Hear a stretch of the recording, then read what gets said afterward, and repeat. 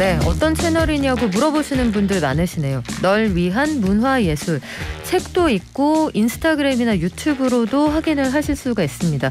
초등학생이 같이 봐도 됩니까? 물어보시는 분들 계시는데 여기에 굉장히 쉽고 재미있는 내용들이 많거든요. 그리고 오늘 이정우 에디터가 굉장히 촘촘하게 준비를 해오셨는데 저희 반도 얘기 못했습니다. 조만간 다시 한번 모실게요. 자, 즐거운 이야기면 하면 좋을 텐데 한편으로 우리나라에서 그다지 멀지 않은 저쪽 그 동유럽 북방에서는 러시아의 우크라이나 침공으로 전 세계가 긴장하고 있습니다. 이게 인도적으로도 범죄에 해당하지만 물가 걱정도 상당히 높은 상황이거든요. 그리고 스위프트라고 하는 국제은행 간 통신협회에서 러시아 은행을 쫓아낸다. 그런데 정작 에너지 결제망은 열어뒀다. 아주 혼란스럽고 걱정스러운 상황입니다. 국내 수출 기업들도 이 피해에서 완전히 자유로울 수 없겠죠. 관련 내용 한국외대 국제지역대학원의 박노벽 교수에게 들어보겠습니다. 안녕하세요. 네, 안녕하십니까. 네, 교수님. 지금 보면 간밤에 상황이 또 달라졌어요. 이제 우크라이나에 대해서 무차별 폭격을 하고 있다 이런 상황인데 대체 러시아는 전 세계가 이렇게 규탄을 하고 있는 상황에서도 왜 이런 극단적인 선택을 하는 겁니까? 네, 참 걱정이 다들 많습니다. 사실 푸틴 대통령이 당초 러시아 안보를 위해 나토 동진을 반대한다 하는 명분을 가지고 군사행동을 하면서 특히 어제도 그 유엔 총회에서 러시아 대표가 러시아 대사가 얘기하는 거 보고 저도 깜짝 놀랐습니다. 네. 우크라이나 정부가 탈나치와 2차 대전 때 있었던 그런 나치 테러 그 현 정부를 비난을 하고 비무장을 해야 한다 하는 주장을 하고 있어요.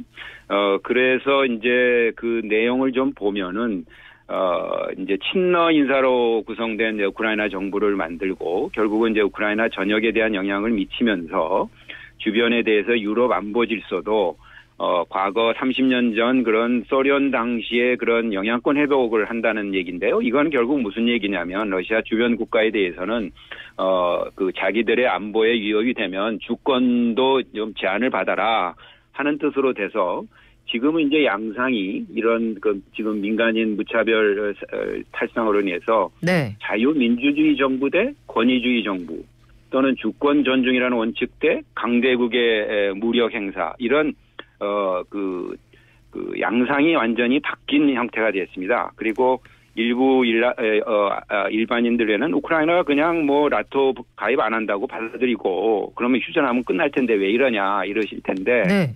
사실 이제 우크라이나가 지난 한 30년 독립을 하면서 자유민주주의 체제를 도입하기 위해서 굉장히 많은 노력을 했고 지금도 그런 변화 양상이 있다는 것을 국민들의 저항 그리고 지도자의 그런 단합된 행동 이런 걸 통해서 아실 수 있을 겁니다. 교수님이 그 러시아 대사도 지내셨고 우크라이나 대사도 지내셨는데 네. 러시아가 저는 21세기에 그 욕망은 가질 수 있지만 실제로 이걸 그 감행할 줄은 사실 대다수의 전문가들이 그 예상하지 못했거든요. 네. 이렇게 해서 러시아가 얻는 게 뭡니까? 결국은, 자국 중심의 이제 안보를 강고히 하겠다는 건데요. 그건 오히려 정반대 길로 지금 가고 있기 때문에 그러니까요. 오히려 더 안보가 불안해지는 거죠. 지금 우리나라에서는 인도적으로 벌어지고 있는 이런 상황을 가슴 아파하기도 하면서 한편으로 우리 기업들도 걱정스러운데 일단 러시아 상트페테르부르크에 있는 현대자동차 공장은 이미 운영이 중단된 상황이라고요? 네, 그 조금 더 들여다보니까요. 저 연락도 해보고 그게 이제 이번 중단은 열흘 정도, 9일 정도 계속된다고 그럽니다. 네. 3월 1일부터. 그거는 이제 제재 이전에 그 반도체 같은 이제 부품 공급이 부족되고 이제 세계적인 물류가 코로나로 좀 원활하지 않아서 발생된 거라고 그래요. 근데 이제 3월부터는 제재가 이제 본격화가 되다 보니까 그 3월 10일 이후에 정상 가동을 하려고 하더라도 이런 이제 정말 이제 실질적인 뭐라고 할까요? 공급 부족 문제라든가 또는 더 나아가서는 이제 대금 결제 문제. 왜냐하면 지금 루브라로 현재 그 현대자동차가 판매를 하고 있다고 그래요. 네. 그래서 이제 환율이 지금 30%로 절하가 되어버렸기 때문에 그 결제 문제도 결제 문제지만 자동차를 팔수록 지금 더 곤란한 네. 그런 상황이 될 수 있어서 좀 앞으로 더 심각한 상황이 나올 것 같습니다. 지금 그 자동차뿐만 아니라 공급망 타격도 불가피한 상황인데 우리 러시아에서 사들이는 이런 품목들 관련해서 예상되는 피해 규모가 얼마나 됩니까? 네, 일단은 러시아산 들어오는 물품은 대개 이제 에너지, 그러니까 원유, 가스, 석탄이라든가 뭐 이런 수산물이 주요인데 그 중에서 비중이 한 50% 넘는 품목은 한 62개 정도 된다고 그래요. 근데 이제 그 수입 품목 경우에는 이게 이제 공급망보다는 이게 물류 비용이라든가 가격 상승으로 인한 그런 영향은 있겠죠. 그 대신에 우리가 수출하는 품목의 경우에 그 전략 물자에 해당되다든가 그 미국이 통제하는 저 반도체, 컴퓨터 이런 품목이 들어가게 돼 있거든요. 네. 자동차나 이제 핸드폰의 경우에는. 근데 이런 경우에 이제 영향을 받을 겁니다. 전반적으로 보면 아직까지 이 피해 규모까지 산정하기도 어려운 상황인데 우리나라가 고민하는 게 하나 더 있습니다. 이 FDPR 그러니까 해외 직접 제품 규제에서 우리나라 물건이 예외 대상에서 빠졌다. 이게 기업들에게 타격을 줄 수도 있다라고 하는데 이거는 어떤 내용인가요? 그 부분은 저도 좀 보니까 그 지금 말씀하신 이제 해외 직접 제품 규칙 그 FDPR이라는 것에서 면제 대상국이냐 아니냐 하는 거에 대해서 일부 국내 언론에서 잘못 알고 이제 오해를 부르는 것 같습니다. 네. 왜냐하면 그 해외 직접 제품 규제, 외국산 직접 생산 규칙이라는 것은 미국이 지금 한국 물품을 통제하게 한 거거든요. 근데 이제 그 적용을 면제받는다든가 예외받는다는 뜻은 그 면제받은 국가가 뭐 유럽국이나 일본 같은 나라겠죠. 그 미국의 제도를 그대로 시행하기 때문에 미국이 직접 그 제도를 적용하지 않는다는 뜻입니다. 네. 그래서 이 그 FDPR의 면제를 받든 그 미국의 그 직접 적용을 받든 그건 동일합니다. 다시 말해서 미국이 시행하는 제도를 그 해당되는 나라가 대신해서 똑같이 적용을 하는 것이기 때문에 그것이 뭐 우리가 협력이 뒤태돼서 면제를 못 받았다든지 잘못됐다든지 하는 거는 그 이해가 잘못돼서 이 제도에 대해서 그 나온 것이고요. 뭐 특정 부서가 이걸 가서 미국한테 잘 설명해서 면제를 받아왔다 이것다고 해서 뭐 특히 결과가 달라지는 건 아니라는 거죠. 왜냐하면 그 미국 정부의 위임을 받아서 그 조치를 취하는 거를 면제라고 하기 때문에 네. 시간이나 뭐 비용 면에서 조금 뭐 단축은 될 수 있을 겁니다. 근데 이제 우리나라가 왜 그러면 지금 거기에 들어가지 않았냐 하면은 2014년 그 크림 그 병합제 제재가 있지 않았습니까? 네.